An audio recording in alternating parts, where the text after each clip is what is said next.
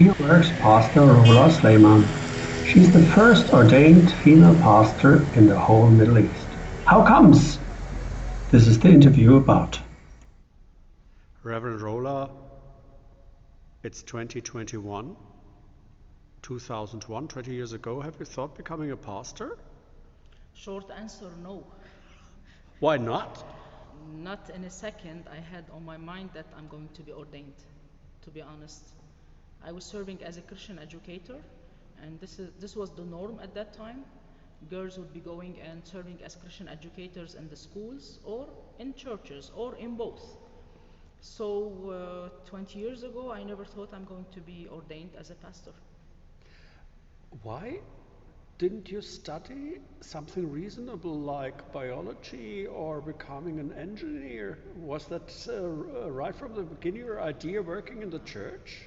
Yeah, this was the dream of my parents, to be into medicine or pharmacy or There you see. as my other brother, so to say. But to me, when I was 14, I had this on my mind that I wanted to serve the Lord, show everybody how much Jesus loves us, and to express this to the people around me, to the society, and try to change the society for better. So this was my aim. That's why I said I need to study theology. So what was your plan?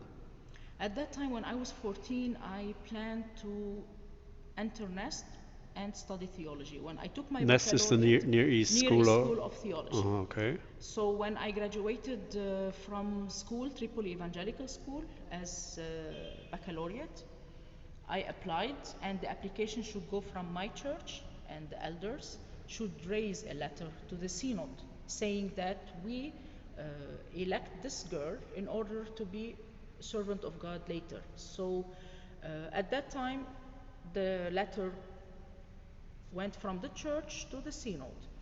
And I was a bit young, maybe 17 at that time. I had an interview in the synod, and I remember the letter was, we appreciate your faithful intentions in serving the Lord, but in a way that they feel I still need more time, maybe to mature, or this call to be more mature. Did they tell you personally, or? No, it was a letter, an official letter, which I kept till now. And at that time, it was the first shock of my life. You wanted to serve the Lord, and they didn't want to let you. They thought maybe I'm a bit young for that call, or maybe it's an experience, spiritual experience that could happen in a second, and then later on I would say, this was not my call. So they thought, they had this fear that I might not be so to say serious or mature enough, that this is really the decision of my life. So I was upset, I was sad at that time that I want to serve the Lord. And my father felt that I wasn't okay, because I was going to AUB at that time, or LAU. I got acceptance from both universities to follow my brother's footsteps. And then my father said, I don't feel you are happy. What's going on? I said, well, I want to go to Near East School of Theology, and I want to study theology. And at that time he said, okay, what I was going to pay you in AUB or LAU, I can pay you in Nest. And the decision was that I can go there as a private student. I am not adopted from my church or from my synod, as most of the people that go to Nest, they are adopted from their umbrella synod or union or Lutheran church or Anglican church. And I went there for a year and a half. I studied theology at that time. After that, one of the responsibles in our synod, because they felt that I'm really serious about it, and they said, well, it seems you are really serious about it, so try to apply another letter. And at that time I was accepted. I was positively, everybody was positive in the committee, saying that we were actually didn't know that you had really the serious call, because I was 17. And then I was accepted after 1 year and a half. So I continued the other 2 years and a half on the synod expenses. And in that time, it's secure because when you finish your studies, you're going to be adopted by the synod, and the synod will elect you uh, to serve somewhere. If I graduated on my own expenses, then what can I do? This was a question mark that I had on my mind. And then things went well in the nest when I graduated. I was elected to serve, appointed to serve in the Bekaa Valley for 4 years. I was serving as a Christian educator in Abelias, in Kharbet Anafar and Saghbin, and in Zahle. So I was located in Zahle, but I used to turn around those churches and schools, synod schools also. So I used to teach even Christian educator in our schools. I stayed there for 4 years until 2001. In 2001, some rules and the synod changed a bit. And actually we went back. We were a bit proceeding in the women's ministry, and then we went back due to many reasons. At that time, I should be called from a church or a school in order to be appointed. The churches and the schools I was serving with asked for me, and then suddenly I got a call from my home church, which is here, Tripoli Church. It's my home church. And also the school and the church of Minyara. So I had to make this big choice, either continue my service in the Bekaa Valley, which was fruitful and I was very happy, or try to make this drastic change and leave the Bekaa Valley and come to the north and serve here. There was something inside my prayers when I was praying. There was something inside me that was telling me it's time to move on. At that time, I didn't have the answer, but I felt that really I need to go to Tripoli. After years, I found the answer, and everything was just in its place, like the puzzle was clear. So I took the decision to come here and serve in my home church, and also the church of Minyara, and the school, which is my school that I graduated from, TES, Tripoli Evangelical School. I served here till 2007, when our pastor traveled to USA. We had a pastor, and he was here with his family. After 2006, when the war of Israel hit Lebanon in 2006, he thought of trying to immigrate or take his family for many personal reasons he had.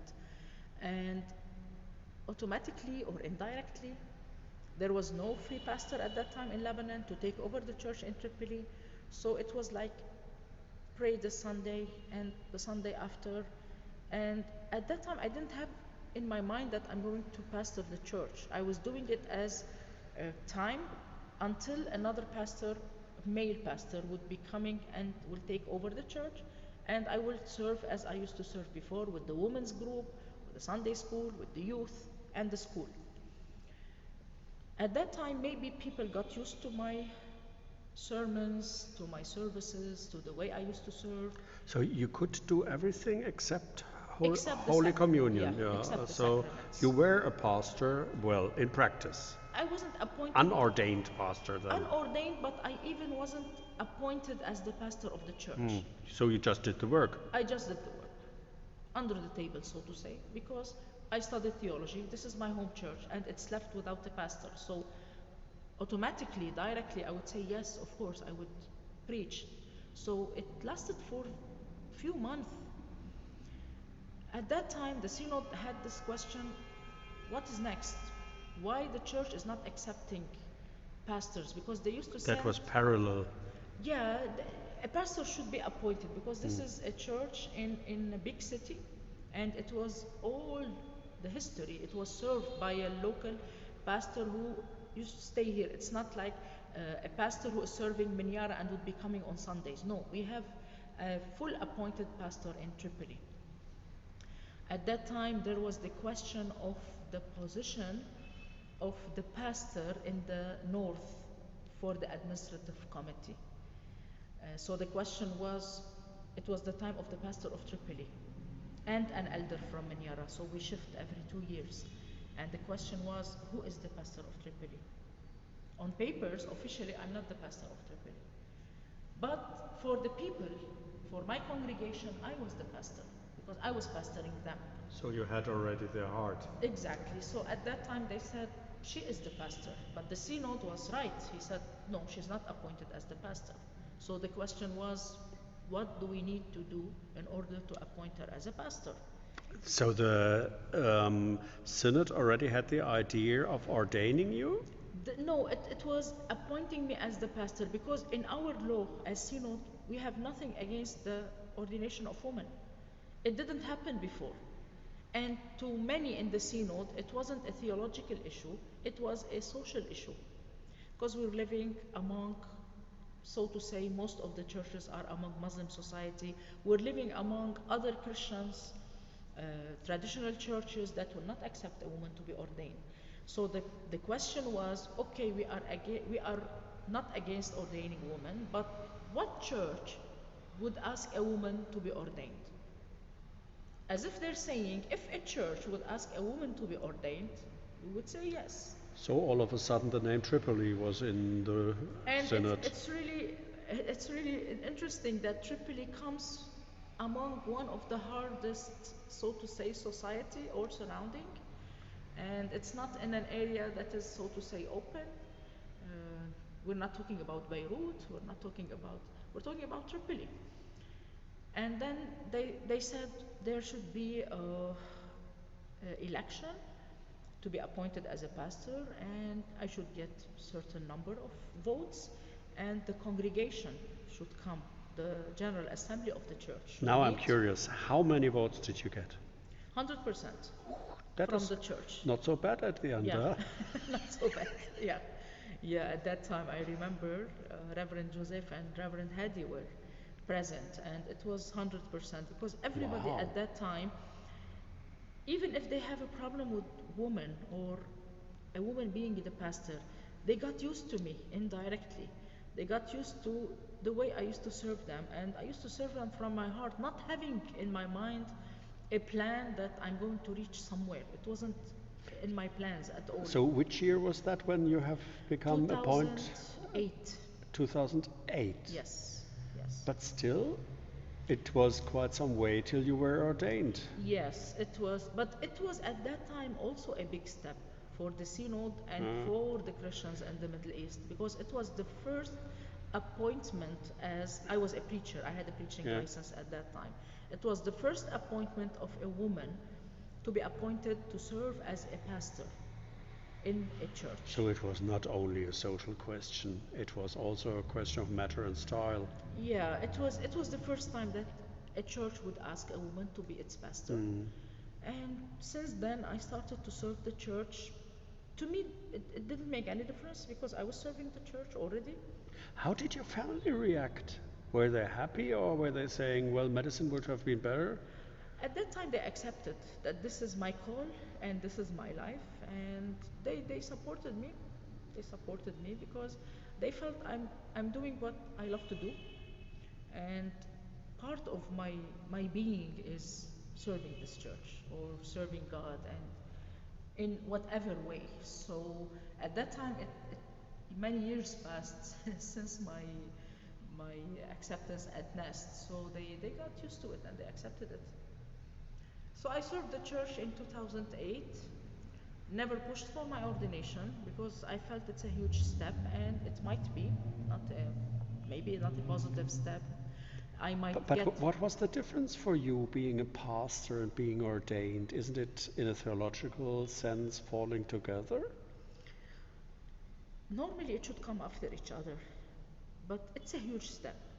Being ordained is actually putting everything under the spotlight. At that time, I was a preacher. I couldn't do the sacraments. I could join another pastor who was ordained while we're doing the sacraments, baptism or Holy Communion.